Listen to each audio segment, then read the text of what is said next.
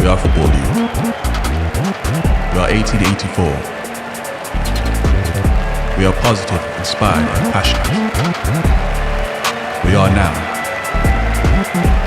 We are moving together. We are ambitious and driven. We are progress. We are change. We are prepared, honest and humble. We are the highs. We are the lows.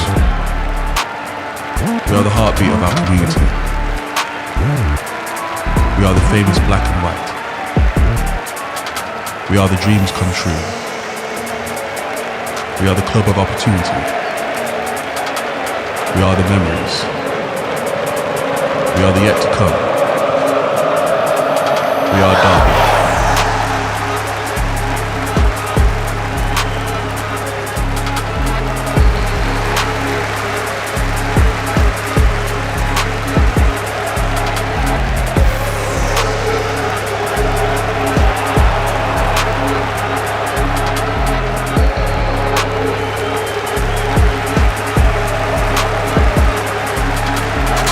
Complete faith in you lot as a group.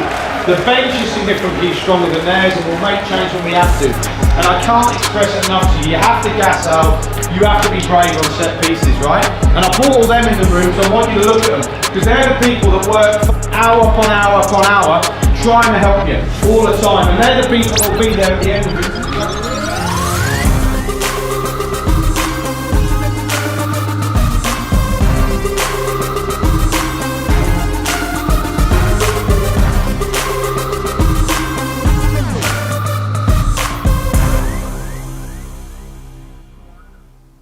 Hello and welcome to the preview show from RamsTV. We're down in Devon tonight for Derby County's trip to Exeter City. The Rams looking to stay in the League One automatic promotion places on a busy night around the division. Yes, everyone in action this evening. So 12 matches in all. Leaders Portsmouth are at home to Cambridge. Third place Bolton host Wickham. Barnsley have climbed to fourth. They're away to Shrewsbury tonight. Fifth place Peterborough host Port Vale, who only this afternoon have appointed former Derby defender Darren Moore as their new manager on a 5.5-year deal. And to finish off the top 6 fixtures for you, Stevenage host Bristol Rovers.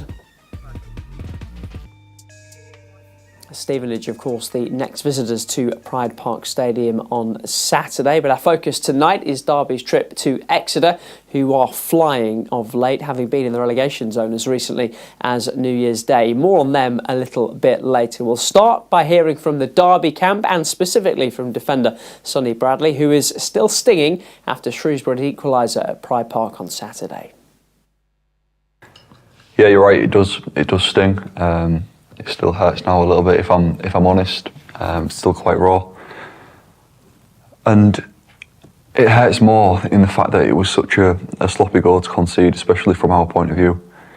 We knew they were a threat from set pieces, and I feel like for the majority of the game, up until the goal, we've defended, dead ball situations and set plays really well. I felt like because they had a throw in where it was. For the majority of the game, they've taken long throws. So maybe it's a little bit of naivety from ourselves thinking, we've got time to set up because they're setting up a long throw. Then all of a sudden, I can't remember them doing it much, but they've taken a short one. The defending's poor from everyone, by the looks of it, and we've allowed them to score a goal, and it's a punch on the nose, which we've allowed. We've let our guard down, and it's happened. But I think it's important now that we come in today, we look at it. We haven't done it yet, but we're going to look at it this morning, recognise why that's happened, and make sure it doesn't happen again. What do you think was the difference to Charlton the week before, where you did hang on to that 1-goal lead and never really looked to be in too much trouble? Yeah, look, right now I couldn't tell you exactly why that's happened. I think it's just a moment where we've switched off. I feel like if we'd have done that against Charlton, I feel like they could have scored as well. But look, it just proves like no matter who you're playing against in this division, if you do switch off, then you can concede chances and you can concede goals, and that's what's happened on Saturday. Just on you, you're enjoying a bit of a run in the team at the moment. Is it nice to have some routine and some regularity to things? A little bit, yeah, but I don't want to speak too soon because we haven't named the team for tomorrow yet. But yeah, look, it's nice to get in the team. I feel I've had 100% availability in training and availability for games this season. So my body feels good, and I feel like, you know, whenever the gaffer has asked me to play, whether that's to start or to come on, you know, I feel like I've given 100% and done my best. I feel like, you know, last week suited me obviously in the back three, you know, at Charlton, and even on Saturday against Shrewsbury when we switched to a back four, I felt pretty comfortable in there. So yeah, it's nice to be on the pitch and sort of making a contribution from the start of games as opposed to coming on. But yeah, look, hopefully that continues, and like I said, we haven't named the team yet for tomorrow, but I'm just going to cross my fingers and hope I'm in it. Yeah, touch wood. I asked Max Bird a similar question after the game on Saturday, but as a man who's won a couple of promotions, what do you see when you look around this dressing room? Do you see the qualities that you need to get over the line? Yeah, definitely. I see a group that care. They care about the club, they care about each other, and that's the main thing that you need. And no disrespect to any, you know, previous clubs that I've been at, but I've been at teams with less quality that have gained success purely just from being together as a group. Of course, there's quality in there and ways of winning games, which we've done. But yeah, this team, we've got it all. We've got experienced players. We've got players that have won a lot of, like between us, there's a lot of promotions in that dressing room. And there's real quality in there as well. So, you know, when you put all that together, you can probably understand why, probably from a fan's point of view, you probably expect us to be up there this season, and I'd completely agree. So it's just about, you know, with the manager finding a way to win as many games as we can with the quality that we've got, and hopefully by the end of the season that's enough to get us up. Sonny Bradley on Derby's promotion credentials there. He one of a few Derby players who have former Plymouth links. I'm sure he'll get a warm welcome tonight. And what about Exeter? Things looking up for them all of a sudden. They could go into the top half of the League One table tonight. That didn't look likely 6 weeks ago.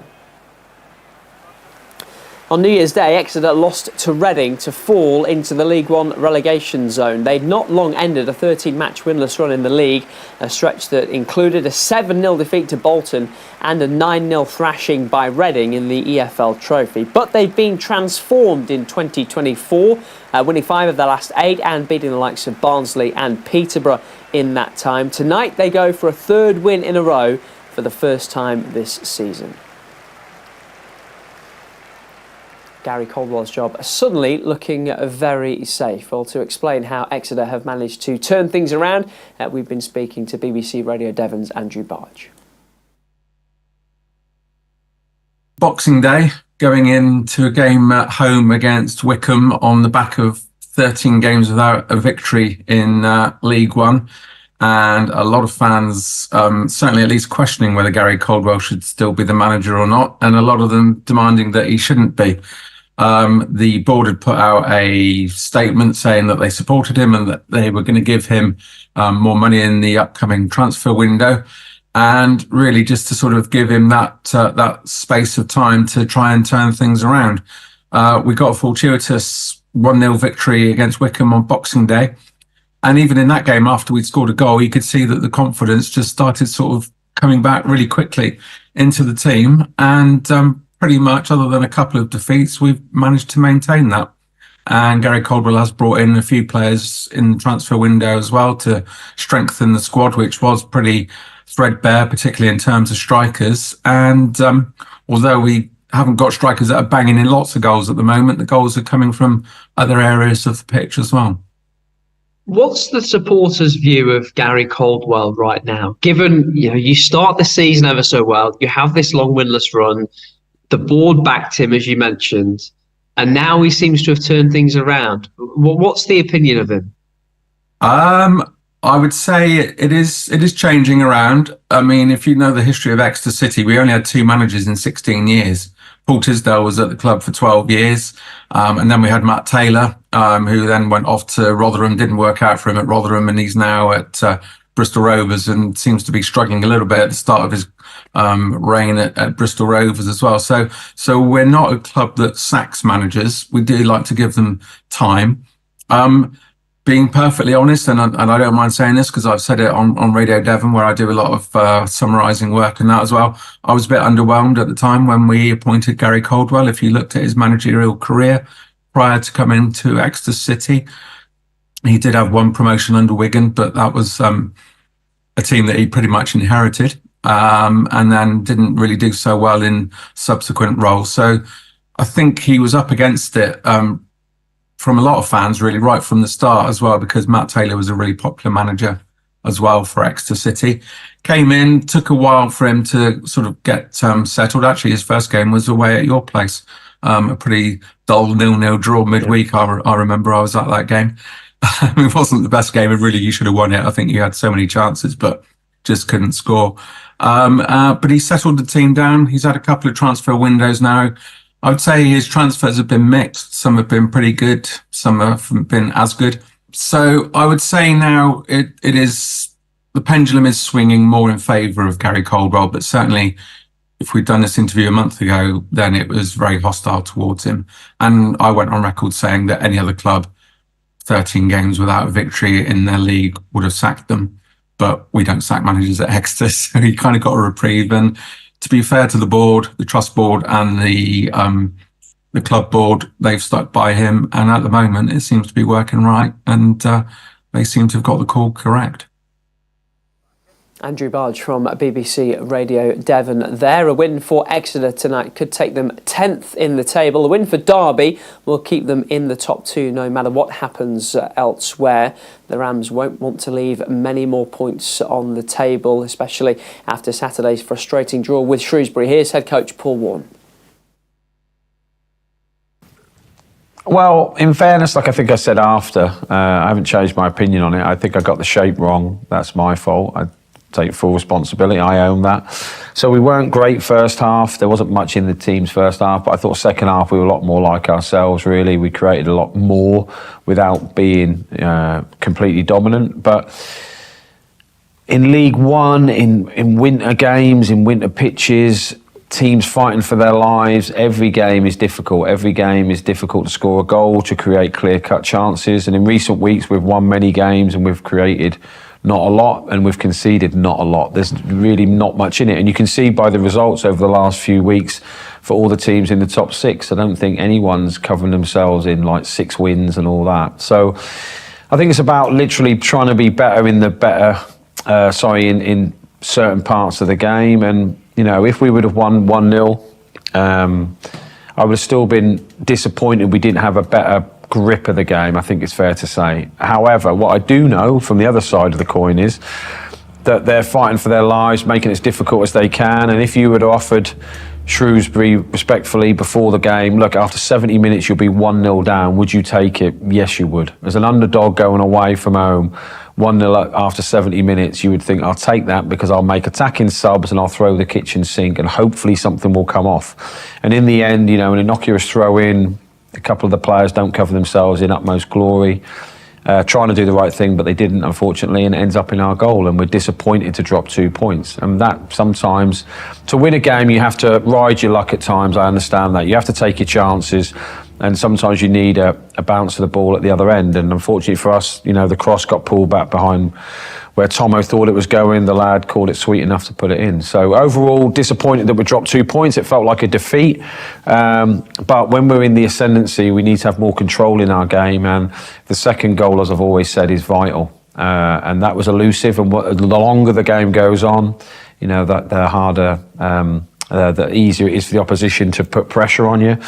And I think you could see after they scored, it looked like it left the pressure off the lads a little bit. And then all of a sudden, then we were in the ascendancy. Last 3 or 4 minutes, I think we hit the bar and made a close range save. So overall, disappointed that we dropped points. But, you know, like I said, 50% of that is definitely mine. Busy week for you. Stevenage on Saturday, trip to Exeter first on Tuesday night. How do you approach this week? Yeah, well, obviously we're going to do some prep in a minute for the game. We'll do some meetings tonight at the hotel. We'll do some more meetings tomorrow and try and get them fresh and ready. I might even do some sort of video sort of thing to give them a boost before the game to get them up for it. Not that they need to, but. And they're probably two different sort of games. The game on Saturday will be, different opposition play different ways, and Exeter and Stevenage definitely play different ways. So it might take different systems, different players to get the best out of us. So we'll make the tweaks that, we've been blessed, so to speak, that we've watched the last 3 Exeter games. I've seen them beat Wigan, Barnsley, Peterborough in the last 4 games, so I know how good they are now, and they're in really good form. So we watch that. We also know Stevenage's strengths and how they're going to play, and we'll pick a different look to our team possibly for that game. So we'll travel down today, meetings tonight, a few individual meetings, get up tomorrow, have some meetings probably in the morning, lunch, let the lads rest, and then get ready for the war ahead, the game, and then you get back at, as all the fans who go will know, get back at stupid o'clock, at 3 o'clock Wednesday morning or something, and then you then start prepping again, and then you see the lads Thursday, and it all starts again. That's Derby boss Paul Warne. A look at the table before we go. Portsmouth's lead stand at 6 points. Bolton could still overtake them if they were to win all their games in hand. Barnsley up to 4th now, with Oxford still just outside the playoff places. Exeter have played more games than anyone else in the bottom half, but they're 8 points clear of the relegation zone. Port Vale look best placed of the bottom 4 to get out of danger. Carlisle at the foot of the table are already 11 points from safety.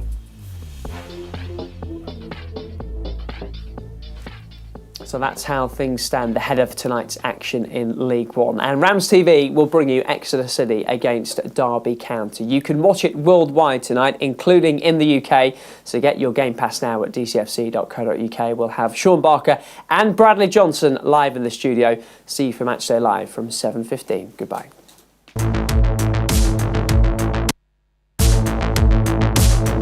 Will he get there? He will. Chance for